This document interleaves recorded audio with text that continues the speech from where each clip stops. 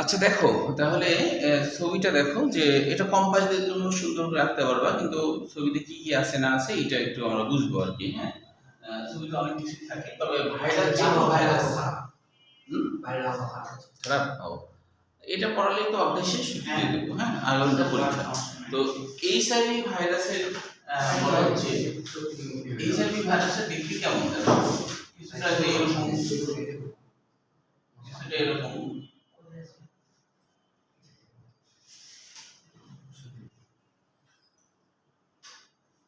এর ভিতরে আরএনএ আছে,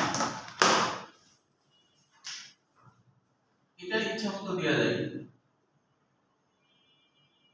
এখানে রিভার্স ট্রান্সক্রিপ্টেড একটা এনজাইম থাকে যার নাম রিভার্স ট্রান্সক্রিপ্টেস। এরকম নাম কেন হলো সেটাও একটু দেখো, ভিতর দিকে বাইরের দিকে আঁকবো আর কি। হ্যাঁ, এরপরে দেখো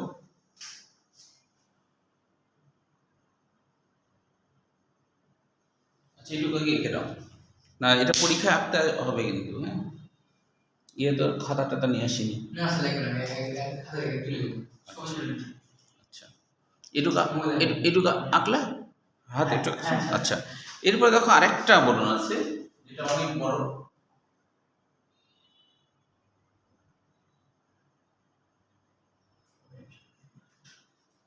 এই গোটাটাই কিন্তু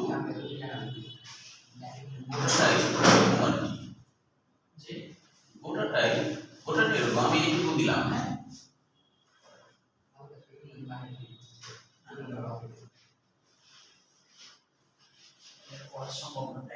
এটুকু কিন্তু গোটাটা সেম হবে।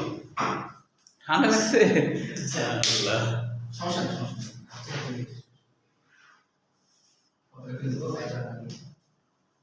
এর বাইরে একবার কম্পাস দেওয়ার বাইরেটা তাহলে সুন্দর হবে দেখতে, যেহেতু এইচআইভি ভাইরাস গোল হয়।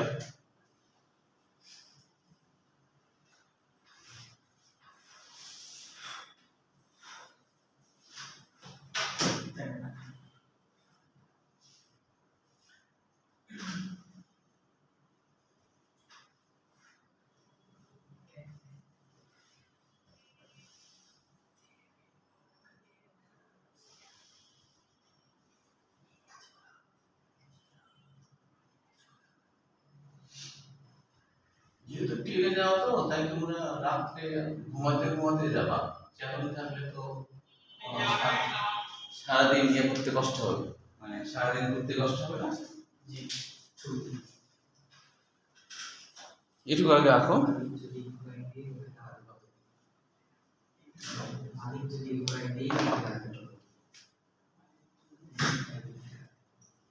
আচ্ছা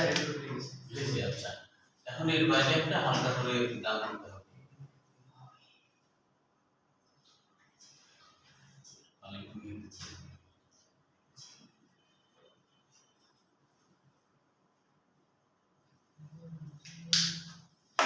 এখন হলো ফসফোরিড বাইলেয়ার বলা হচ্ছে, জায়গায় ফসফোরিড বাইলেয়ার হবে।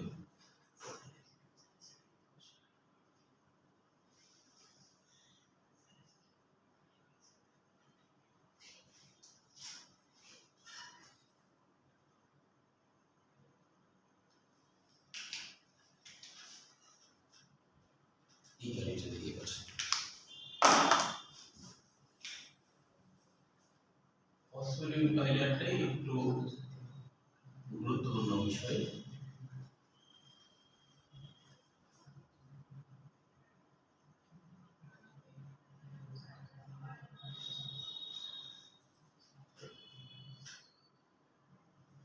গোটাটা হতে এরকম হবে, গোটা রাউন্ড এরকম হবে আর কি। এটা একটু তোমাদের বই অনেক বড় করে দেবে, বড় করে কি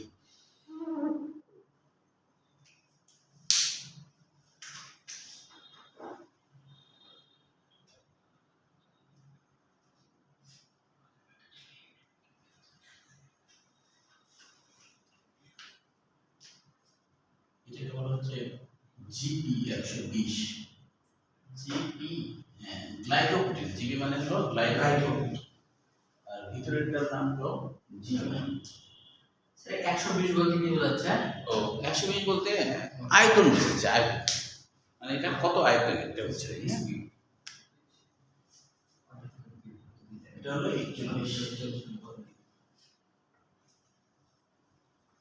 41 হ্যাঁ আয়তন বোঝায়, মানে তোমার হচ্ছে দুইটা দুই রকম তো জিপি মানে। আচ্ছা এগুলো একটু দেখো ভিতরে এটাকে বলা হচ্ছে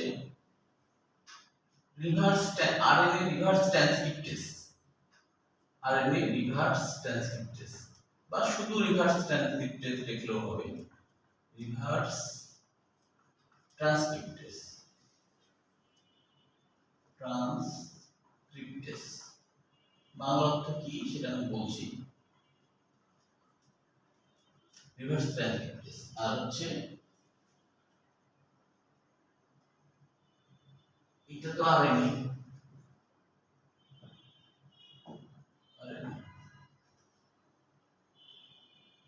এটা হচ্ছে ডিএনএ নাই, এটা শুধু আরএনএ থাকে, ডিএনএ নাই। হ্যাঁ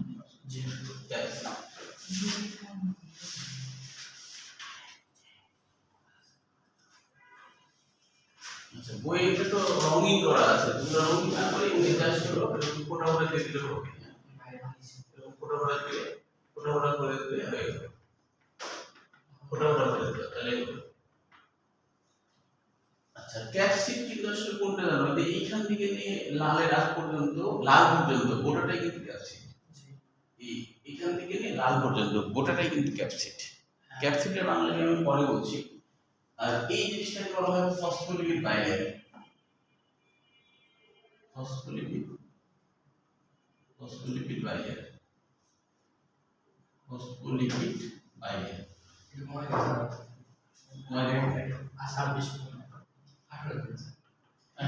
আসলে দিলে তো অবস্থা খারাপ হয়ে যাবে, 18 দিলে ঠান্ডা লেগে যাবে।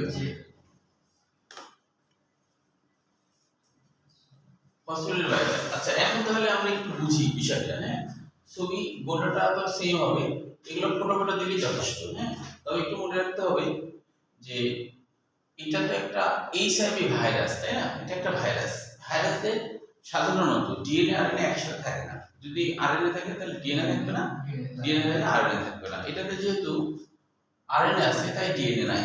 তবে এদের একটা অতিরিক্ত জিনিস দেখা যায়, সেটা হলো এদের এক ধরনের এনজাইম আছে, সাধারণত ভাইরাসের এনজাইম থাকে না কিন্তু এদের আছে, ব্যতিক্রম।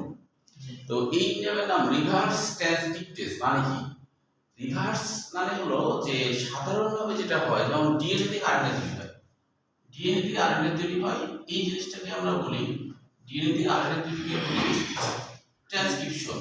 এটাকে বলা হয় ট্রান্সক্রিপশন, ট্রান্সক্রিপশন। ট্রান্সক্রিপশনের বাংলা অর্থ কি বলতো? দেখো ট্রান মানে হলো, ট্রান মানে স্থানান্তর, স্থানান্তর। আর স্ক্রিপ্ট মানে কি? স্ক্রিপ্ট যদিও কথাটা হলো স্ক্রিপ্ট, স্ক্রিপ্ট মানে হলো ফলাফল বা তথ্য, ফলাফল বা তথ্য। আর সব মানে হলো পদ্ধতি, তার মানে তথ্য স্থানান্তরের পদ্ধতি, তথ্য স্থানান্তর। দেখো ট্রান্সক্রিপশন মানে কি? তথ্য স্থানান্তরের পদ্ধতি, তথ্য স্থানান্তরের পদ্ধতি।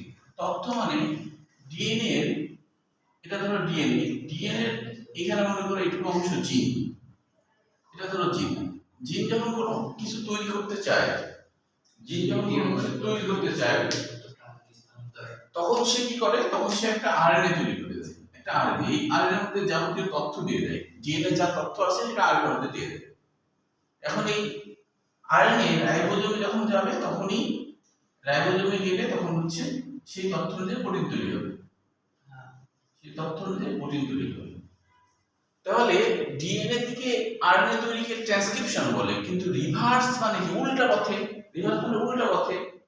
এখানে যে আরএনএ আছে না, আমাদের শরীরের মধ্যে যখন ঢুকবে তখন আরএনএ তো আরএনএ তৈরি করতে পারে না, একটা আরএনএ তো আরেকটা আরএনএ তৈরি করতে পারে না।